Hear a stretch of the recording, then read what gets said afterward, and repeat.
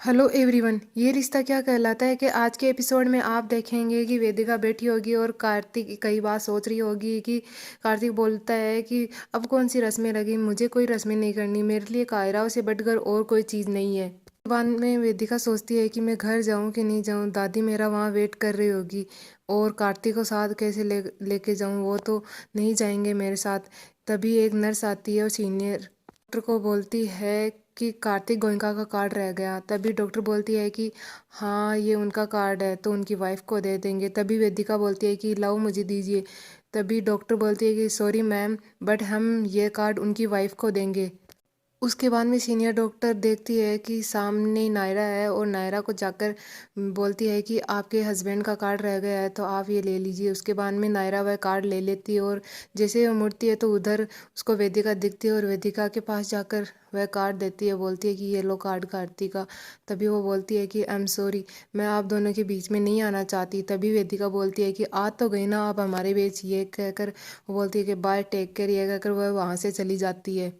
इस बात से नायरा को बहुत बुरा लगता है और उसके आंसू आ जाते। तभी वो इधर घूमकर देखती है तो उसको कार्तिक दिखता है और वो सोच रही होती है कि कार्तिक ने उसे बोला था कि यह वेदिका है, ये मेरी वाइफ है।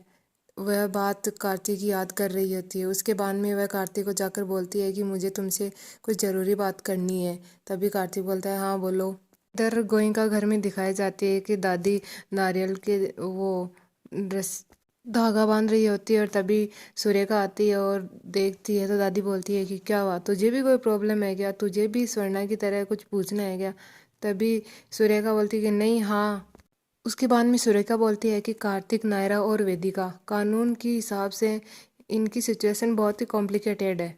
तभी दादी बोलती है कि कानून बेगुनाहों की सजा के लिए बना है, गुनहगारों के लिए नहीं।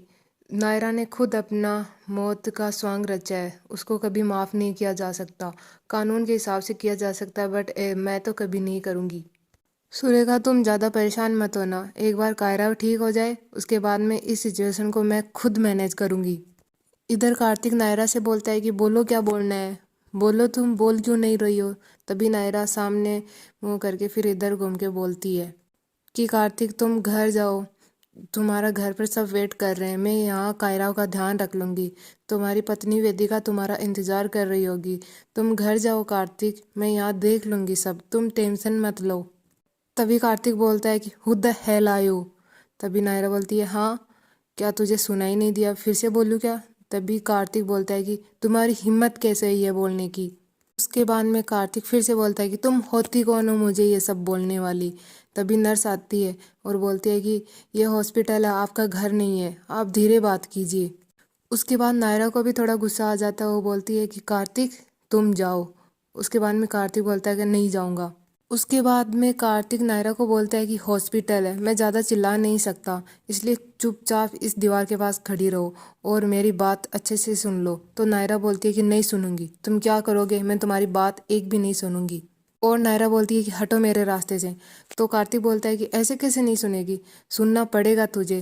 तभी नायरा बोलती है कि बहुत शौक है ना तुझे सुनने और सुनाने का। उसके बाद में नायरा बोलती है कि कार्तिक तुम घर जाओ। तो कार्तिक बोलता है कि तुम मुझे किस हक से बोल रही हो कि मैं घर जाऊं, नहीं जाऊंगा मैं घर। तुम्हें कोई हक नहीं है मुझे ये कहने का, तुमने ये हक खुद छोड़ा था 5 साल पहले, तुम्हें याद है तुम जब छोड़ के गई थी तुमने वो हक भी खो दिया। तभी नायरा गुस्से में बोलती है कि मैंने कोई हक नहीं छोड़ा कार्तिक, तूने छीना है मेरा मुझसे हक 5 साल पहले, समझ में आया। उसके बाद में कार्तिक नायरा को बोलते कि जब तुम्हें कोई और चीज़ नहीं मिली तो तुम मेरे पे इल्ज़ाम ना लगाने लगी। तो नायरा बोलती है कि तुमने छीना है मेरा हक, तुमने छीना है मेरा हक, और जोर से चिल्लाती है।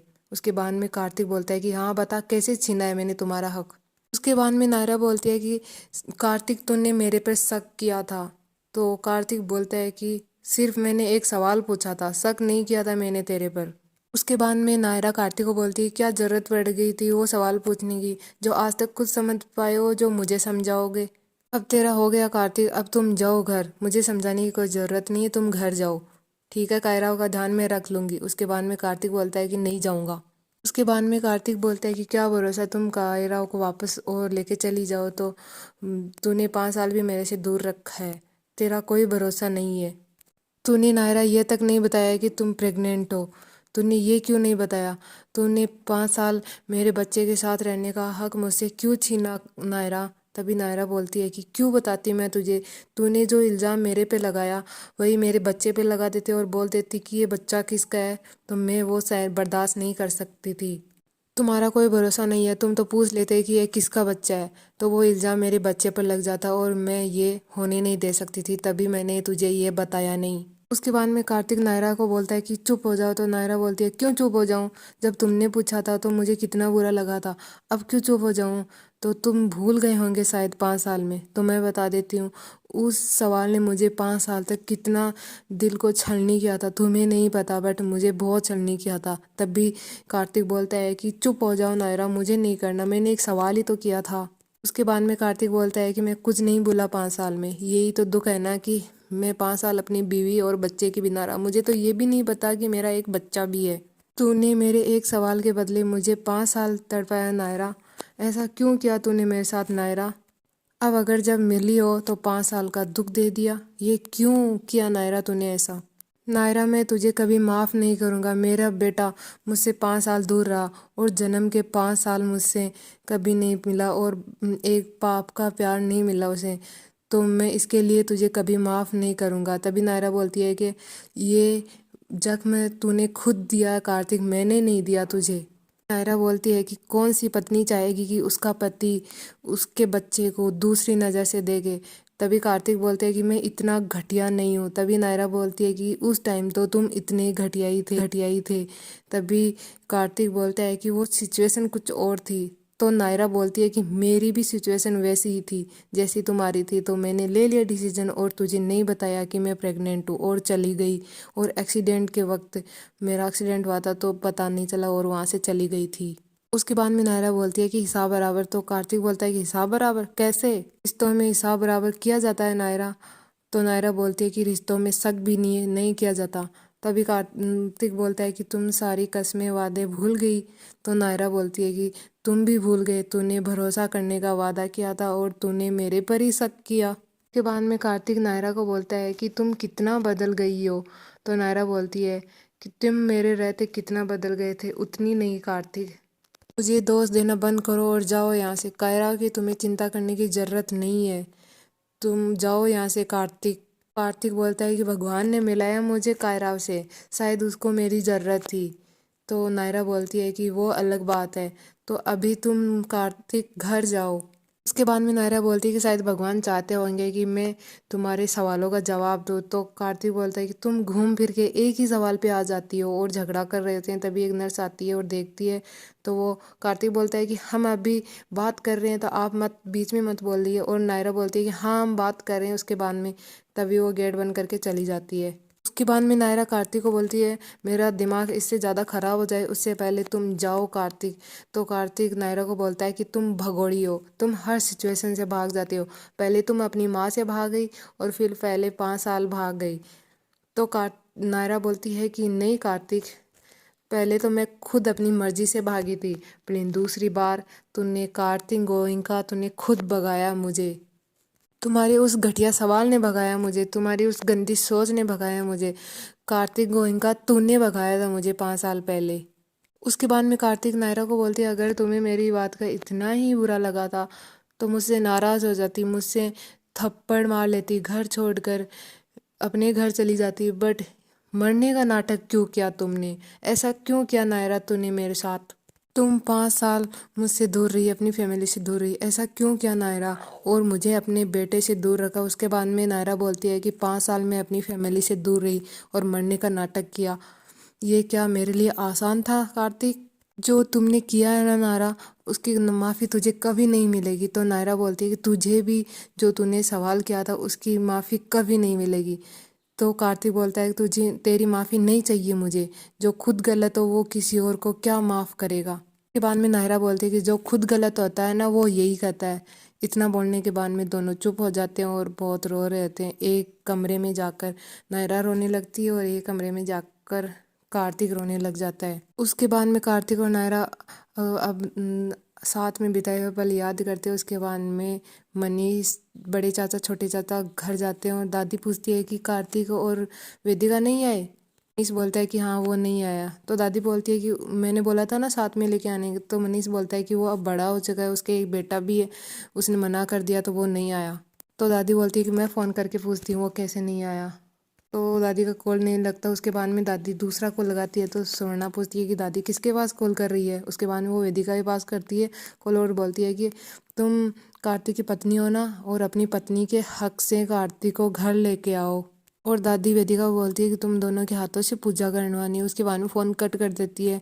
फ़ोन कट करने के बाद में स्वर्णा बोलती है कि दादी अगर फिर भी कार्तिक नहीं आया तो दादी शौक से देखती है उसको। इधर हॉस्पिटल में वेदिका सोच रही होती है कि कार्तिक जी कहाँ हैं, वो तो मुझे पता ही नहीं, वो तो घर नहीं जाएंगे। मैं उनको वॉइस मैसेज छोड़ देती हूँ। वो वॉइस मैसेज में छोड़ती है कि कार्तिक जी आपको अगर घर चलना है तो आप देख लीजिए, मैं घर जा रही हूँ। उसके बाद में उधर नायरा आ जाती है और बोलती है कि वेदिका ओ आप टेंशन ना लो, हम बहुत दूर चले जाएंगे। एक बार कायरा की तबीयत पूरी तरह ठीक हो जाने तो उसको मैं सच बता दूंगी। उसके बाद में पहले मैं उसको सच नहीं बता सकती क्योंकि उसके दिल का एक घाव अभी भरा नहीं है, तो दूसरा मैं उसको दे नहीं सकती। मैं कार्तिक और आपकी लाइफ से बहुत दूर चली जाऊंगी, आप बिल्कुल टेंशन ना लो। उसके बाद में वेदिका वहाँ से चली जाती है और नायरा बहुत रो रही होती है और बोलती है कि कार्तिक पहले तो हमारे बीच ही बातें रहती थी, अब हमारे बीच में कोई तीसरा भी आ गया है। नायरा कायरा को सॉरी बोलती है और बोलती है कि आई नो आपको आपके पापा की ज़रूरत है, पर लेकिन वो इच्छा मैं आपकी पूरी नहीं कर सकती पापा, आई एम सॉरी बेबी। इधर वेदिका अकेली घर जाती है तो दादी देखती है कि वो अकेली है। उसके बाद में वेदिका बोलती है कि कार्तिक जी और नायरा के लिए खाना पे करवा दीजिए और उनके कपड़े भेज दीजिए। के बाद में दादी कार्तिक के पास कॉल करती है और बोलने से पहले ही कार्तिक बोल देता है कि मैं नहीं आऊँगा, मेरे लिए मेरे बेटे से बढ़कर कुछ नहीं है, आप किसी यमराज को ही भेज दीजिए, चाहे खुद आ जाइए, मैं नहीं आऊँगा ये रस्में वगैरह पूरी करने के लिए। उसके बाद में को फ़ोन कट कर देता है और इधर बाहर उनसे नायरा देख रही होती है और सोच रही होती कि कार्तिक अब हम दोनों अलग हो चुके हैं, हमारे बीच में कोई तीसरा आ चुका है और मुझे अब कायरा को लेके कहीं दूर जाना होगा। और अगले वेदिका को मैंने बोला है कि हम बहुत दूर चले जाएंगे। और आज का एपिसोड यहीं ख़त्म हो जाता है और कल के एपिसोड में दिखाया जाता है कि नायरा अपने घर सिंघानिया जाती है और बाहर सोचती है और बोलती है कि वे नायरा चल भाई की राखी बांधनी है, और गार्ड से बोलती है कि मुझे अंदर जाना है। तो गार्ड बोलता है कि आप क्यों जा रही है, तो बोलती है कि भाई की राखी बांधनी। तभी नक्स बोलता है कि 5 साल बाद। और आज का एपिसोड यहीं ख़त्म हो जाता है। जुड़े रहिए हमारे चैनल के साथ।